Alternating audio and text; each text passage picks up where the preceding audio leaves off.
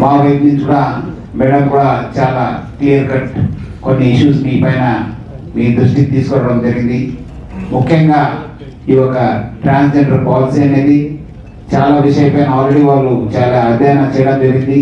ముఖ్యంగా మనకు సెన్సస్ కావచ్చు, అదేవిధంగా ఎడ్యుకేషన్ కావచ్చు, దానిపైన కూడా వాళ్ళు ఆల్రెడీ మనము కొంత రీసెర్చ్ కానీ కొంత సర్వే కూడా చేయడం జరుగుతుంది. మీరందరూ కూడా బయట వాళ్ళు వచ్చి చేస్తున్నారు. బయట వచ్చిన వాళ్ళు అంత తొందరగా వాళ్ళకు తెలుగు రాదు, ఎందుకంటే మనం కూడా పోయినప్పుడు చూస్తున్నాను. పీపుల్ ఆర్ కంప్లైనింగ్, తెలిసిన వాళ్ళు ఇదంతా చేస్తున్నారు అనేది నేను చెప్తున్నాను. మీరు మానుకోకపోతే చాలా అంటే చాలా కష్టపడాల్సి వస్తుంది, చాలా ఇబ్బంది పడతారు వాళ్ళు. ఎందుకంటే ఇప్పుడు అమ్మ చెప్పినట్లు, వేరే వాళ్ళు చెప్పినట్లు ఏదో వాళ్ళు ప్రేమంతోనే ఇస్తేనే తీసుకోవాలి, కానీ మీరు పోయి వాళ్ళ దగ్గర దౌర్జన్యం మళ్ళీ వాళ్ళ ఇంటి ముందు మార్చడము.